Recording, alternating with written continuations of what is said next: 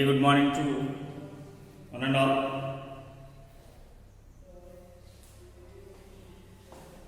All of you are welcome back to Foundation after the completion of State Board first 1 and 2 chapters. Here we have different branches in mathematics. Algebra, arithmetic, geometry, number systems, mensuration,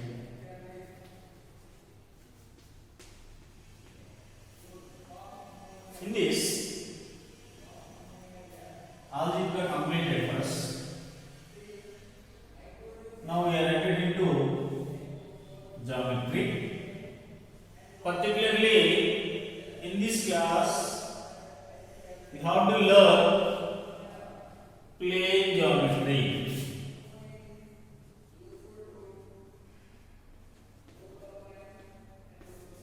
Here we have still modern mathematics also. Modern mathematics. Here each branch develops different things first. For example, algebra, if you have read, algebra develops unknown thinking. Algebra develops unknown thinking. Here, arithmetic develops calculation skills, while geometry develops logical thinking and spatial sense. It develops logical knowledge. Next, mensuration is the arithmetic part of geometry. Arithmetic part of geometry is nothing but mensuration. And modern mathematics, in 19th century only they introduced sets, relations, functions, those.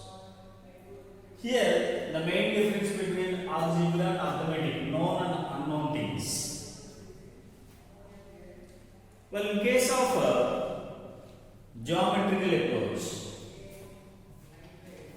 it develops a logical thinking. What is the difference between logical thinking and aspectual thinking?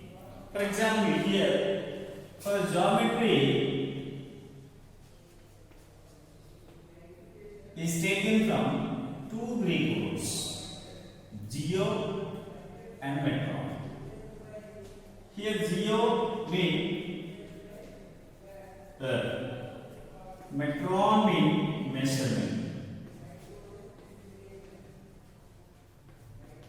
Earth measurement is nothing but geometry. Earth measurement is nothing but geometry.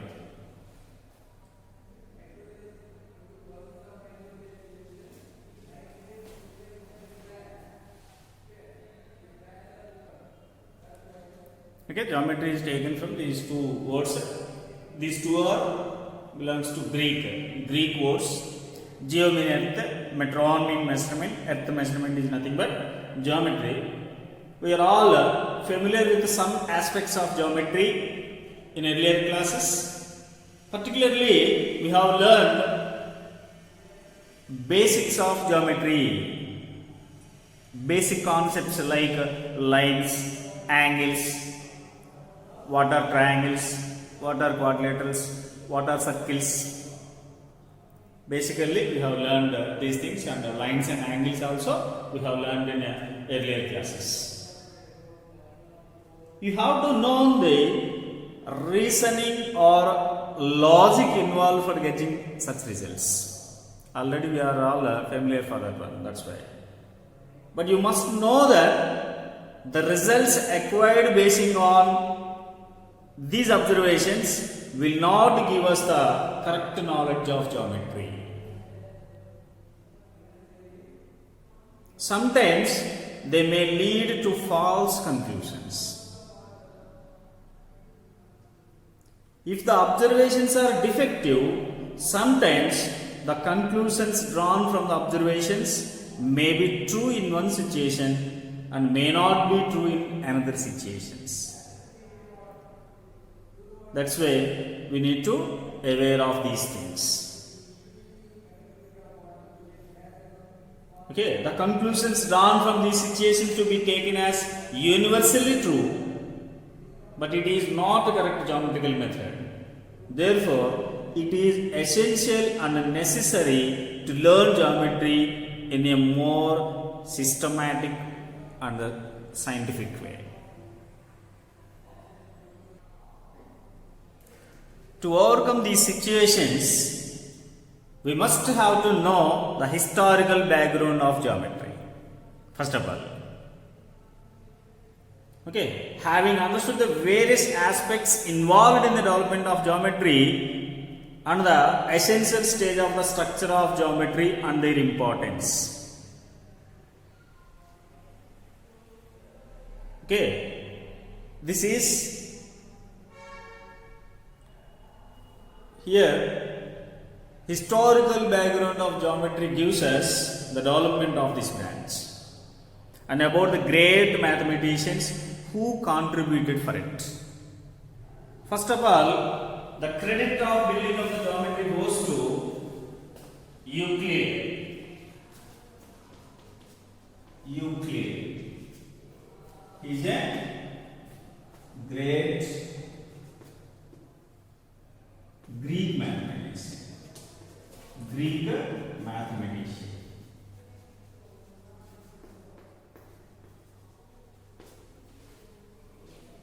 Of 3rd century BC. He belongs to 3rd century BC. That's why he is treated as a father of geometry. Father of geometry. Euclid was treated as a father of geometry because most of the contributions, with 80% of the geometrical contribution nowadays we are using, those are collected from Euclidean geometry. Okay, here the important thing of Euclidean geometry is its structure. Structure of geometry. Structure of geometry.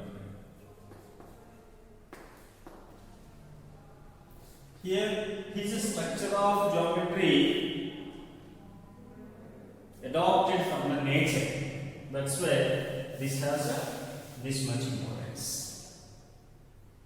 His structure of geometry like this: undefined things, defined things, axioms, theorems,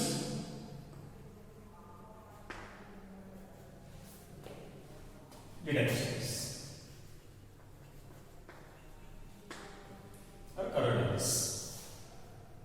Okay, his structure of geometry based on these things. He collected undefined things from the nature. From the nature.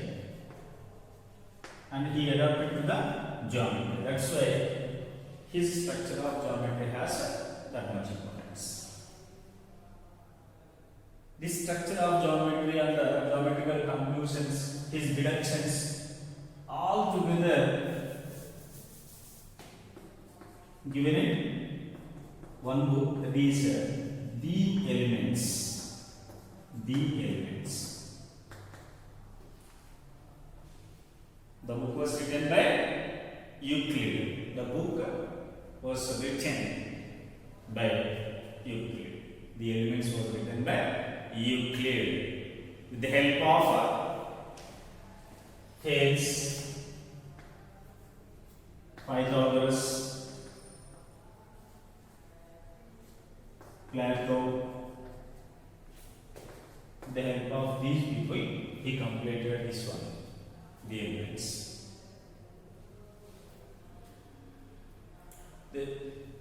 These are followers of Euclid. Okay. After the time of Euclid, they completed the elements. The total elements consist of 13 parts. Each part is one book. 13 parts. The elements, the book consists of 13 parts.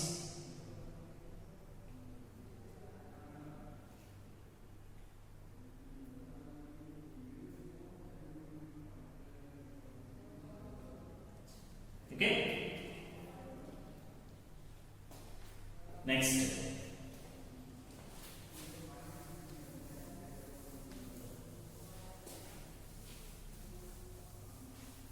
Okay. These are famous Greek mathematicians.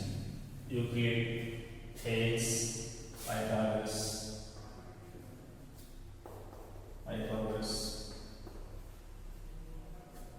Plato, Euryalus,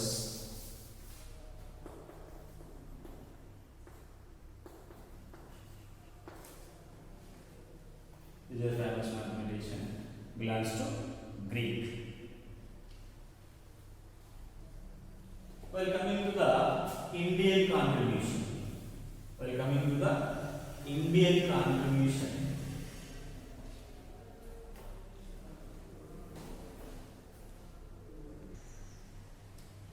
we must also know the contributions made by our country in this field.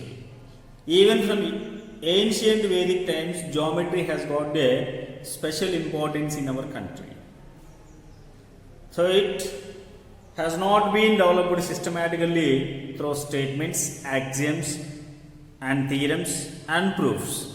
It is initially learned as a technical art required for yajnas and yagas only. And it is said that it gradually developed as a science later on. From the very beginning, geometry is developed in correlation with astronomy in our country. A part of the organs of Vedas is Kalpa. The geometrical laws have been the laws of Kalpa in yajnas and yagas only. Later, geometry was developed as simple laws. The great people like Baudhayana,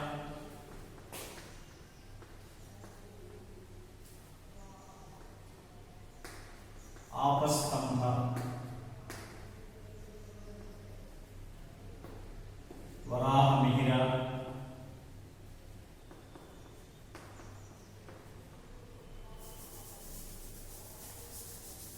Brahmagupta,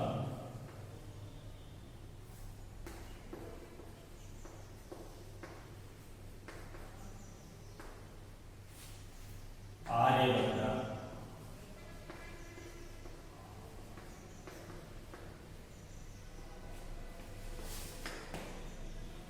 okay. These gave several aspects in our Indian geometry.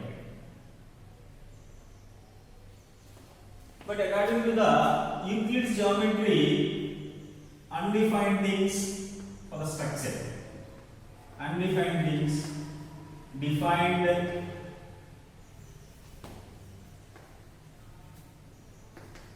axioms, theorems, deductions, or corollaries. These people develop the geometry till here only. Undefined things, defined things, axioms. That's why these contributions has Stop. Okay, Euclid gave, in addition to the axioms, he proposed theorems and he gave proof for that one. But we stopped at the time of axioms. At that situation only we stopped. These Baudhayana, Apastamba, Varahamihira, Brahmagupta, Aryabhatta, these people. In fact, the famous Pythagoras theorem found by the Greek mathematician Pythagoras of 540 BC. Pythagoras belongs to 540 BC. But this theorem, Pythagoras theorem, first proposed by Baudhayana. Before him, in 600 BC only he proposed. In 600 BC only he proposed the theorem. Originally proposed by our Indian mathematician Baudhayana, even in 600 BC. But because Baudhayana did not produce the rigorous proof for the property at that time, that's why the whole credit gone to Pythagoras. Actually, 60 years prior, okay, before 60 years only he proposed the Pythagoras theorem. What is the Pythagoras theorem? In a right triangle, square of hypotenuse is equal to sum of squares of its legs. This was firstly proposed by Baudhayana, but he did not give a rigorous proof. He gave the proof, Pythagoras. That's why the total credit goes to Pythagoras. In this way, many of our mathematicians stopped at the time at the axioms stage.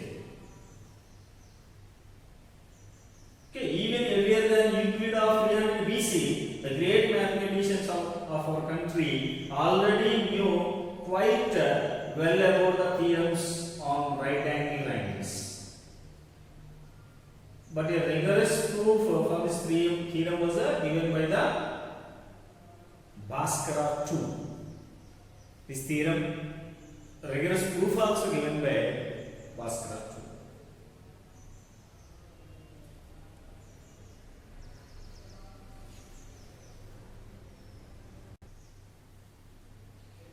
However, it has been thought for all these countries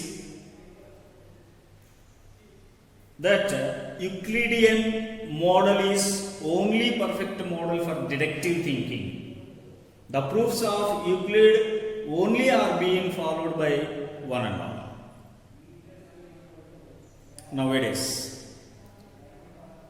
On close observation of the historical background of geometry, we understand that the development of geometry is always axiom based throughout the world. As such, it is clear that geometry can be effectively learned only by axiomatic approach. That's why. While coming to Euclidean geometry, Euclidean structure of geometry. Euclidean structure of geometry. Undefined things, defined things, axioms, theorems, and deductions. From the nature as well as in geometry. Okay. From the nature, what are the undefined things we have? What are undefined things are there for us? Flowers, fruits, mountains. See here.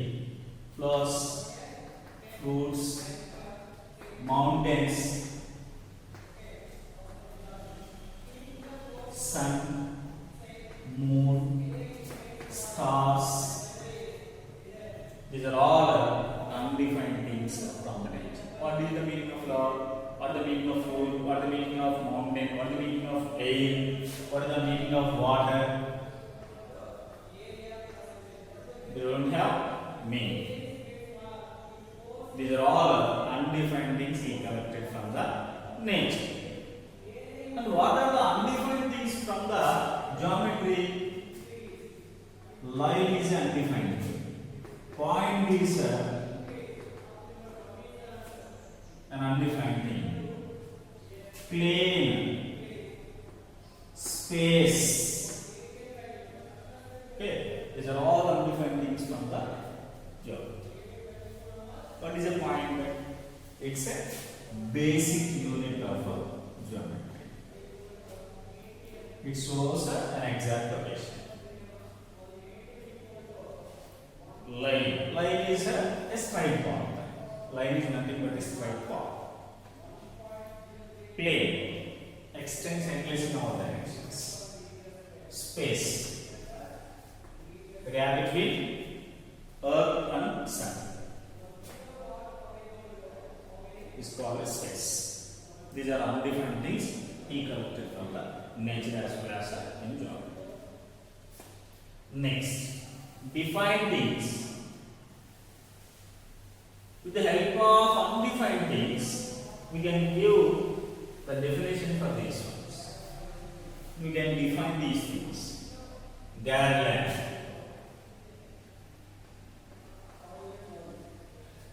directions. These are defined things from the nature. Okay. What are defined things here? With the help of undefined things, we can define these things. What is a garland? Garland means with the help of flowers, we can define the garland. What are the directions? With the help of sun and moon,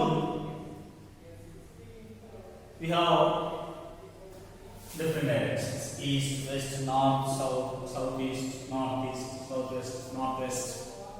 These directions are different from the sun and moon and different things. From the geometry we have defined things: line segment, ray, angle. These are all defined things. Line segment. It's a part of line which has two endpoints which has a definite length. Ray. It is also part of line, extends endless in one direction and it has initial point. Angle. The inclination between two rays is called an angle. In this you can define with the help of undefined. Next, axiom. What is meant by axiom?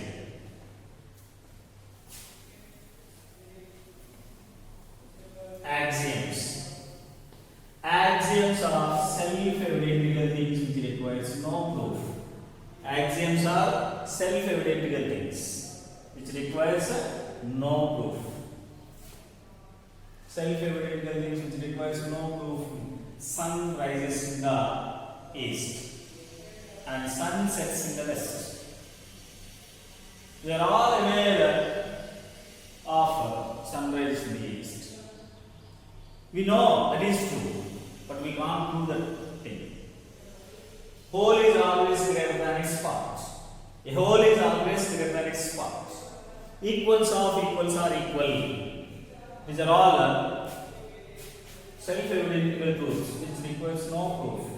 Equals of equals are equal. A equal to B, C equal to B mean A equal to C. A equal to B and B equal to C mean A equal to C we can say. Equals of equals are equal. Whole is always greater than its parts.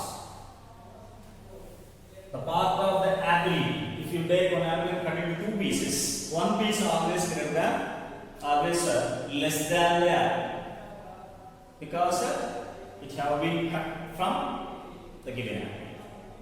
So, whole is always greater than its parts. These are self-evident things which requires no proof. Okay, we know sun rises in the east and sun sets in the west, but we haven't proved that. From the geometry, what are the axioms? In a plane, one point is given. There are infinitely many lines we can draw which passes through a given point in the plane.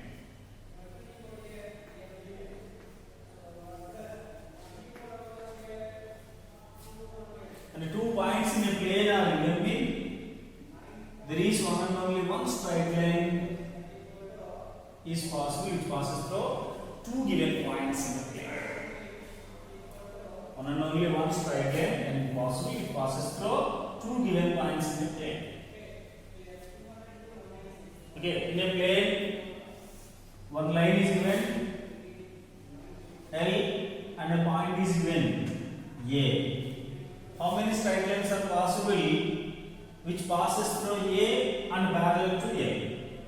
There is one and only one straight line possible which parallel to the given line and passes through the given point. This is Euclid's parallel axiom. These axioms are all proposed by Euclid only. But among these all axioms, this is the most important axiom. That's why this is called Euclid's parallel axiom. Euclid's parallel axiom. Euclid's parallel axiom. In a plane, one line and one point are given. There is one and only one straight line possible which passes through given point and parallel to the given line in a plane. That is called Euclid's parallel axiom. That is called Euclid's parallel axiom. Okay, axioms are self-referential things which requires no proof. Our Indian contributors, Pythagoras, Baudhayana, Apastamba, Varahamihira, Mahavira, Brahmagupta, Bhaskara, Aryabhata. Okay, these proposed many axioms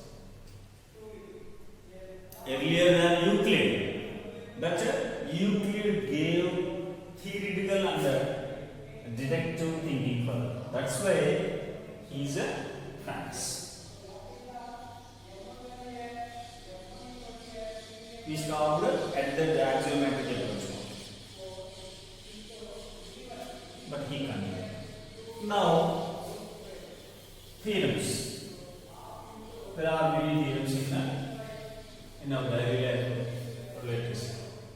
Okay, in our daily life situations, we shall come across many theorems. How does the fan works? How does the TV?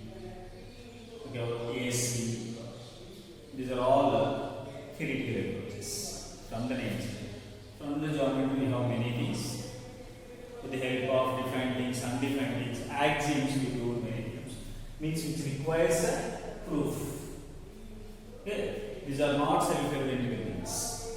These are not self-evident things. Here, there is a lot of difference between axiom and theorem. Axiom is a self-evident thing, while theorem is not a self-evident thing which requires proof, which does not require proof here for the axiom. For the theorem, requires proof. For proving theorem, he gave different approaches. For proving theorem, hypothesis, parts of theorem. Hypothesis, conclusion, figure,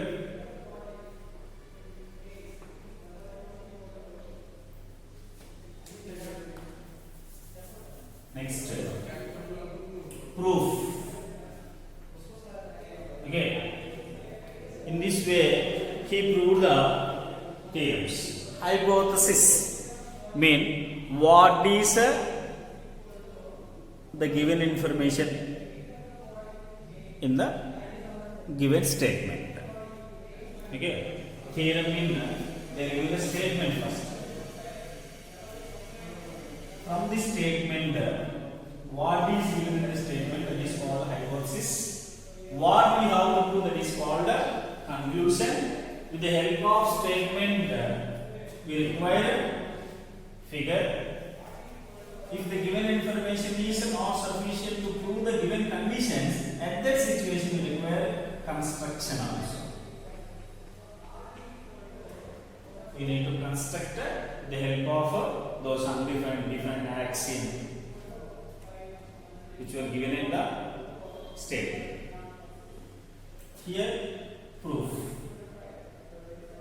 Okay, this is called direct method of proof. For proving theorems, we have three approaches. One is direct method of proof, another one indirect method of proof. Next, deductions.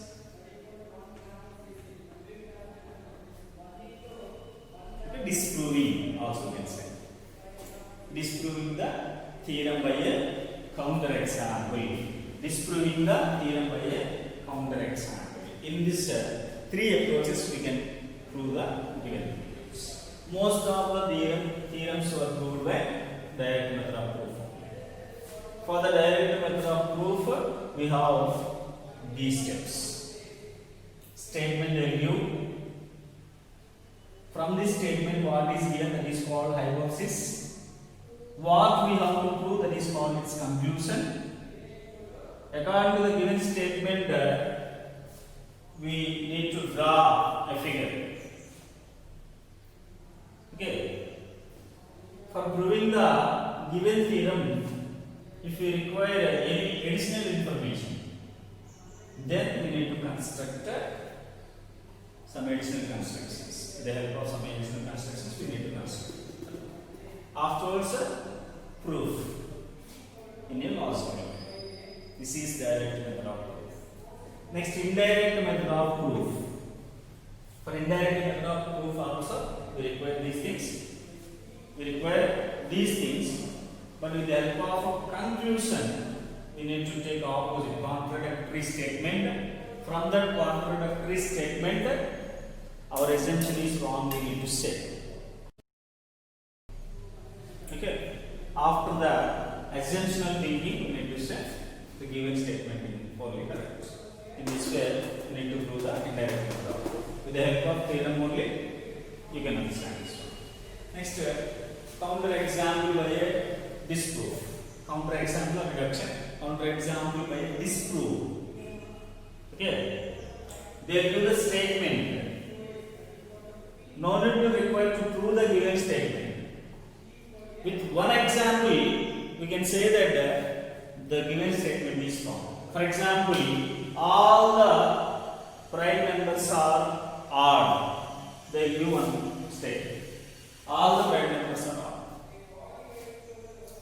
We need to disprove this condition by 2, because 2 is an even prime. By this statement, by this example, we can say the given statement is false. Okay? Disproving or deducting by a counter example. That is the third approach for proving given theorem. For proving the given statement, we shall come across three approaches: direct method of proof, indirect method of proof, and deduction. Okay, in this video we have learned what is geometry and historical background of geometry with respect to Euclidean structure and in terms of famous Indian mathematicians also. Some famous Greek mathematicians: Euclid, Pythagoras, Thales, Plato, Eratosthenes, and so on. With respect to India, Indian mathematicians, Baudhayana, Apastambha, Varahamihira, Kanka, Brahmagupta, Mahavira, Bhaskara II, Aryabhatta. These are the famous Indian mathematicians. Gave geometrical basements with the help of astronomical approach. In the next video, we'll start lines and angles. Have a nice day. Bye.